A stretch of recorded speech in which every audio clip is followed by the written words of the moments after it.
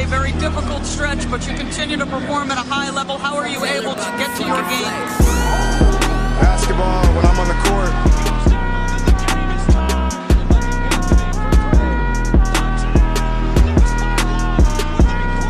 Rebecca, in the future, when you interview me, can you please take off your damn heels?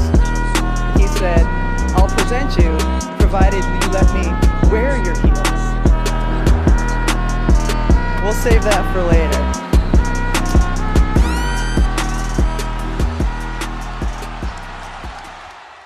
Bom dia, pessoal! Depois de alguns dias, né, ausentes aí, depois de um episódio de 1 hora para falar sobre as finais do Leste e do Oeste, estamos de volta porque já tivemos o primeiro jogo aí da final do Leste, Miami Heat e Boston Celtics em Miami, com 1-0 aí para os donos da casa, fizeram valer o seu mando de quadra e abriram 1-0 sobre o Boston Celtics. E hoje eu estou aqui com a minha fiel escudeira, visto que estou desmaiada, tombada pela gripe. A Agatha Máximo discorrerá sobre esse... Eu diria que esse jogo foi um misto de emoções para a minha pessoa. Bom dia, Agatha, tudo bem por aí? Grande dia, Drica. Apesar de você estar doente, eu tô feliz, né? Já vamos falar do motivo pelo qual eu tô feliz.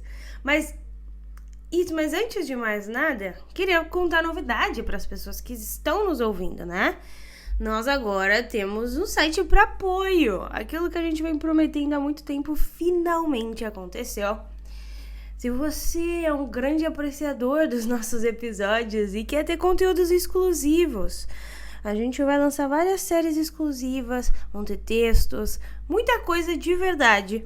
É só entrar em orelo.cc/NBA das Minas. Vai para baixar o aplicativo na App Store e é muito bacana, porque é uma plataforma que remunera todos os podcasters por streamer também, além das assinaturas, né? Nós temos assinaturas começando em R$5 por mês e existem algumas outras opções.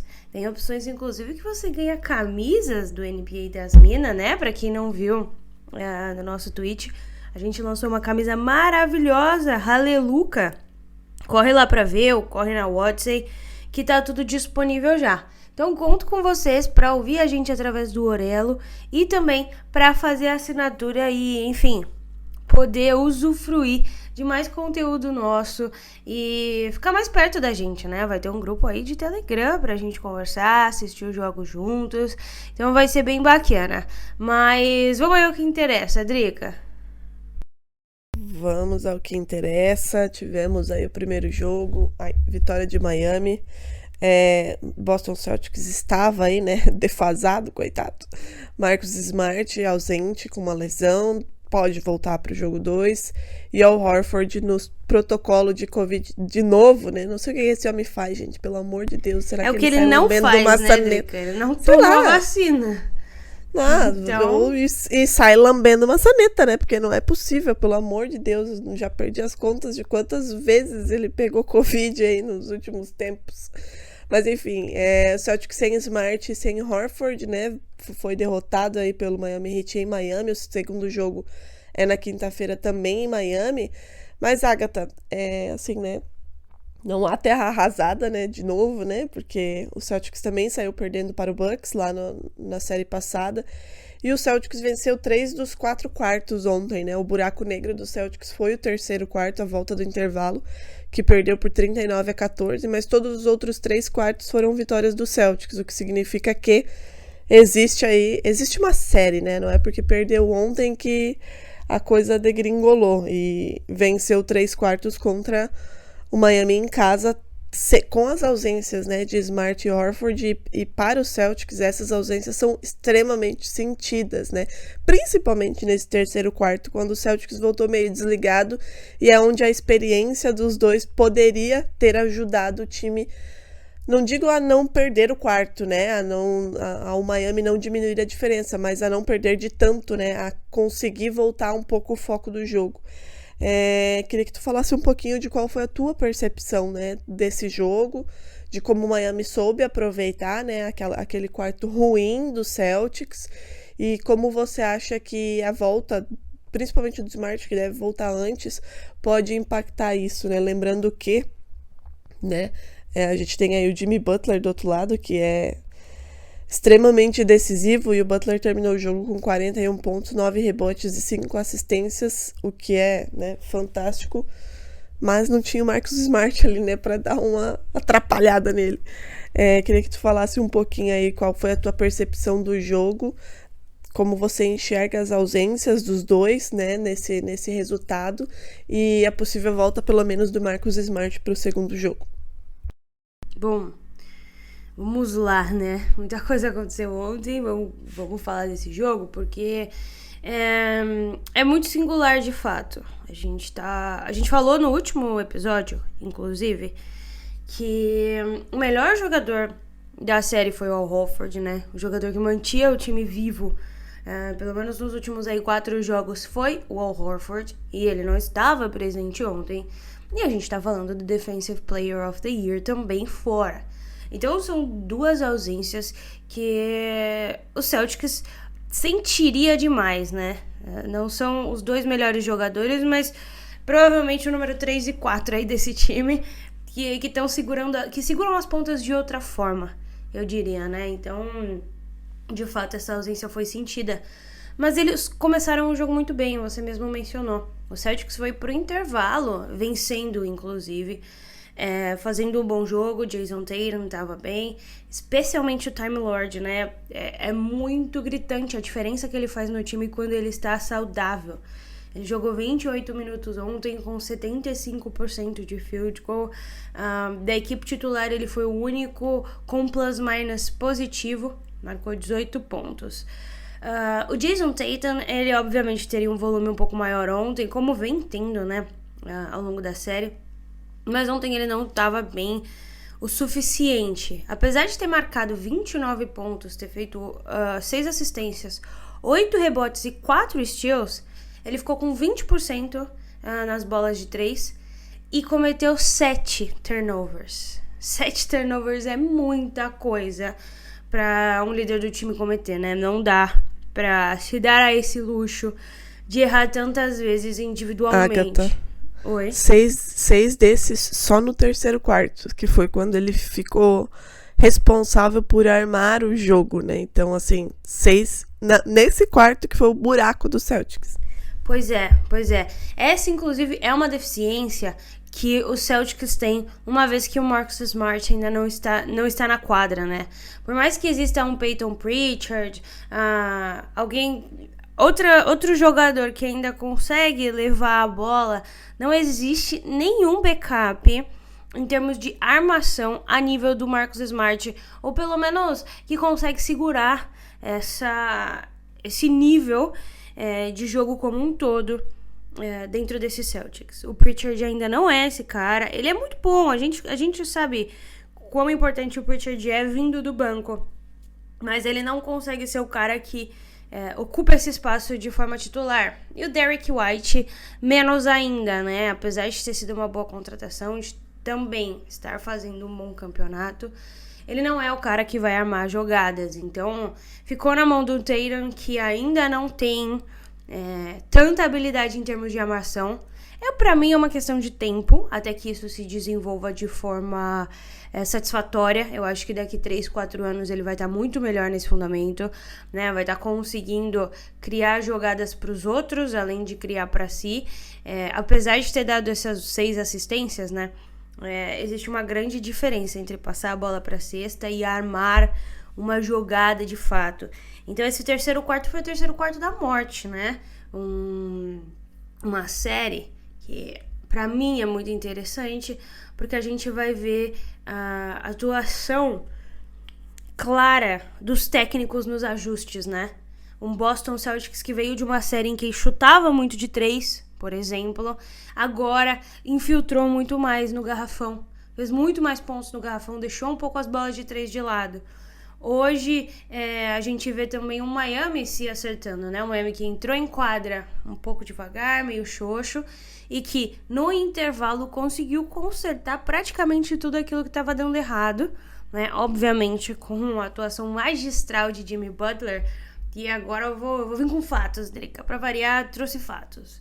Jimmy Butler ontem teve 41 pontos, 9 rebotes, 5 assistências, 4 steals e 3 tocos. É o primeiro jogador da história dos playoffs da NBA a atingir esses números desde que roubos e bloqueios foram contados para a estatística. Inclusive também, esse foi o 5º jogo dele de 40 pontos como um Heat, né? Como um jogador do Miami Heat. E todos esses jogos de 40 pontos vieram nos playoffs. Mais fatos. Trouxe mais 2 fatos aqui. O Jimmy Butler ontem fez uma atuação acima de 40 pontos, 5 rebotes e 5 assistências, né? Na história do Miami Heat, o Dwayne Wade tem 2 jogos assim, o LeBron James tem 2 e o Jimmy Butler tem 3. Tá? Então o Jimmy Butler já passou de LeBron James e Dwayne Wade em jogos com esses números, tá? E o último fato é do draft, já eu falo dele. Mas, para além da atuação de Jimmy Butler, com 63% de field goal, além de tudo, um plus-minus de 25, fica claro o quão importante Marcus Smart vai ser para essa equipe nessa série. Talvez a série em que ele seja mais demandado e mais importante do que todas as outras, né? Porque aí existe a necessidade da armação, da criação no ataque e a necessidade da atuação defensiva em cima do Jimmy Butler. É preciso parar Jimmy Butler se esse Boston Celtics quiser vencer, né? O PJ Tucker que se machucou, mas depois voltou, ele torceu o pé, precisamos ficar de olho. Um Bam Adebayo que precisa ser um pouco mais agressivo. Apenas 10 pontos, 4 rebotes e 1 assistência. O Bam Adebayo jovem ainda, tem muito que melhorar, mas precisa estar um pouco mais presente, especialmente na parte ofensiva. Defensivamente ele foi bem, inclusive 4 bloqueios ontem para ele. E o resto do banco a gente já sabe como produz, né? A gente tem um Tyler Hero sempre entregando, fez 18 pontos. Ontem o Gabe Vincent entrou como titular porque o Kyle Lowry ainda não está jogando, 17 pontos. E quem jogou mal assim do time foi o Vitor Oladipo, mas ele ainda tá nessa toada de se acostumar, né? Se ambientar novamente com os jogos de NBA e playoff é aquela loucura de sempre, né? Mas longe de ser uma série decidida, o Boston Celtics que jogou de novo contra sem 2 dos seus principais jogadores, conseguiu estar na frente durante muito tempo e apresentar dificuldade. Eu imagino que esse Boston Celtics completo tem muito o que apresentar, não é uma série decidida e, enfim, eu vou torcer novamente pelo jogo 7, né, porque é final de conferência, a gente tem que ver aí o melhor de todos esses jogadores e foi só o começo, é só o começo de uma baita série e hoje vai ter o começo de mais uma. Mas falando em começo, Drica, ontem foi o começo de uma grande dinastia, né? Só pra finalizar o assunto Celtics e Miami Heat, o Bam Adebayo deu mais um toco, né? Agora dessa vez no Brown, ele gosta de distribuir, né? De dar toco nos dois, uma hora é no Tatum, outra hora é no Brown. E concordo muito com você, né, Agatha? Tá longe mas muito longe de ser decidida essa série. É um matchup difícil para as duas equipes, né? Elas são muito parecidas no que diz respeito à maneira de defender, a ter muitos jogadores backups, né? A gente falava disso também no último episódio, o quanto eles podem contribuir, né? Os outros jogadores para além de Jason Tatum, Jaylen Brown, Jimmy Butler, enfim. E é o que você falou, o Celtics estava sem 2 jogadores titulares e extremamente importantes, conseguiu vencer 3/4, né? Pecou muito em e pagou por isso. Agora precisa realizar esses ajustes para o segundo jogo que já acontece amanhã. E também tem o fator, e era visível assim ali pelo final do terceiro quarto, o quanto os jogadores estavam exaustos, né? Porque vem de um jogo 7 no domingo, viajaram e já jogaram ontem. Não é desculpa, não tô justificando, jogou mal o terceiro quarto, mereceu perder por isso, mas essa exaustão também em algum momento do jogo ela iria aparecer como apareceu, né? Quem estava assistindo o jogo percebia que de fato eles estavam assim mais cansados, né? Agora é ajustar e ir pro jogo 2 amanhã. Agatha, a gente nem vai mencionar hoje, né? Apenas mencionar, de fato, né? Hoje tem o jogo, o começo da final do Oeste, Golden State Warriors e Dallas Mavericks, hoje à noite, né? Começa aí esse caos, é às 10 horas da noite aqui no Brasil. Mas a gente vai falar desse jogo amanhã. Eu queria que você encerrasse esse episódio falando sobre a loteria do draft que aconteceu ontem à noite. Vocês fizeram, inclusive, né, a live de novo, né, para acompanhar essa loteria do draft. A primeira escolha ficou com o Orlando Magic, mas eu queria que você falasse da segunda escolha e do que... Porra, meu OKC chegou. E do que isso significa para Oklahoma, que tem um caminhão de pique para dar e vender aí nos próximos anos.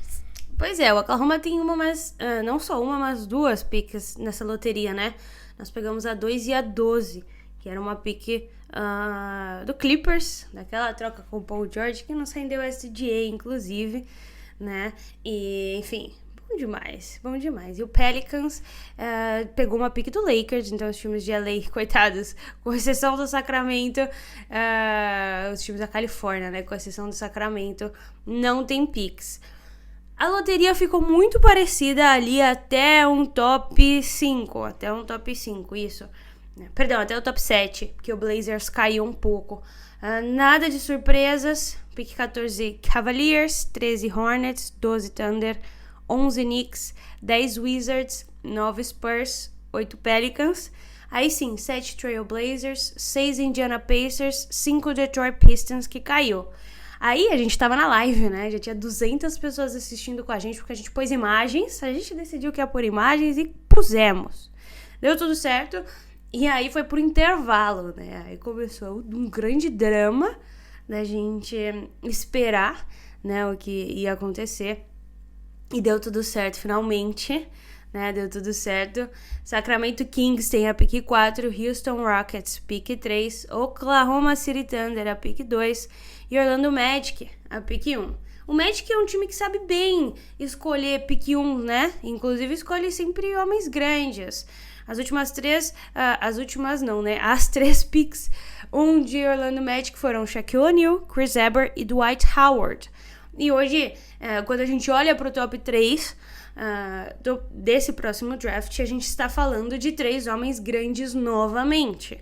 São 2 power forwards e 1 center, né? No caso, Chet Holmgren, center de Gonzaga, Jabari Smith, power forward de Auburn, e Paolo Banchero, power forward de Duke. Então, assim, a gente tem 3 opções maravilhosas. Sinceramente, Drica, quem vier tá bom. Esse top 3 é muito parecido com o que se falava no passado, né? Caiu no top 3, tanto faz. O Raptors mudou um pouco e mostrou que tava certo, mas esse top 3 ele é muito consistente, assim, mais do que o outro. É difícil que mude. A ordem vai mudar, não existe um top 1 consensual como existia no Cade Cunningham ano passado, mas com certeza são jogadores que vão elevar muito a franquia. Quando a gente olha pro Rockets, talvez para eles a opção seja mais um power forward, porque eles já draftaram o Schengen, né, no ano passado, tem um Chris Wood, então tem jogadores que já são grandes e interessantes na franquia, então provavelmente eles devem olhar para os power forwards. Agora, tanto o Magic quanto o OKC, eu imagino que fiquem entre Jabari Smith e Chet Holmgren, que são aí os dois mais cotados pelas primeiras posições, mas Paolo Banchero também tá maravilhoso. Eu tava falando disso ontem, né? Eu confio muito em jogadores que vêm de Duke, né, Drica? Acho que você também é uma... Gostaria. Eu sou uma amante de Duke. É impressionante como sai talento de lá, né? Vulgo meu maravilhoso camisa 0. Não só ele, né? A gente tem vários exemplos aí. Por mais que hoje em dia eu odeie Kyrie Irving, também veio de lá, enfim. A gente tem vários exemplos, né? Coach K fez um ótimo trabalho, se aposentou, mas tenho certeza que deixou seu legado e a sua sementinha e continuaremos vendo muitos talentos saindo de lá. Pois é, uma equipe que tem muita disciplina, né? Então os jogadores chegam na NBA com essa mentalidade mais disciplinada e me gosta é complicado, né? Tô vivendo no país em espanhol e já tô falando em espanhol aqui. Mas gosto bastante. Inclusive tem 3 Dukers, Blue Devils aí, né? Nessa loteria. Além do Paulo Banchero, devemos ter AJ Griffin e também Mark Williams.